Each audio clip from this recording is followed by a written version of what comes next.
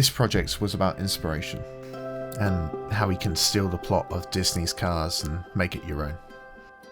And oddly, the story of Roadrunner starts in Sweden. I had a flight into Gothenburg and a flight out of Stockholm, and a bunch of roller coasters to ride in between. But one most important of all, Helix. This coaster has been rent-free in my head since I saw the first on-ride video. The ground effects of being close to the terrain, the launches, the elements, the length, it was a coaster that I planned a whole holiday around. And it was worth it.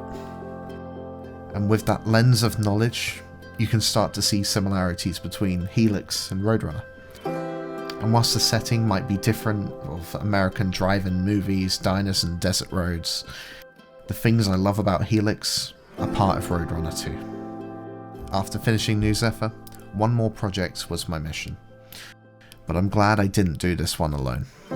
I worked with May to create the design of Foxy Shakes, Mineral to get the logo into the 3D asset that is now on TMTK, Toner Bricks lent their voice for the Expedition of Clayton, and there were workshop contributors too.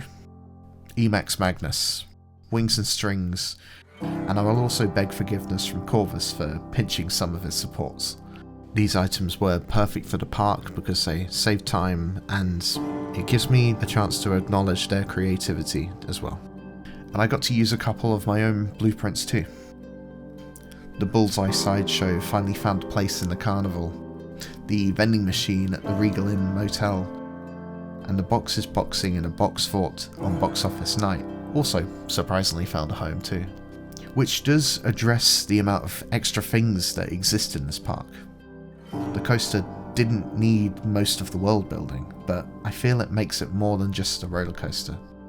Clayton Springs has a neighbourhood full of Easter eggs and references, a post office, junkyard, police and fire stations, a golf course, and a shop that isn't open on Wednesdays, which is fine by the way. And you hardly see them on ride, but for making this place feel real, it was necessary. And it adds a reason for you to explore the park further. There are Easter eggs throughout the map, along with sequences dotted around too, but you'll have to find out what each of those do for yourself. And I could have kept building, but thankfully the launch of Planet Coaster 2 and the need for closure is why you're seeing this now and not in another couple of weeks. Because when time is limited, good enough is perfect. Thanks for watching, and I'll see you in Planet Coaster 2.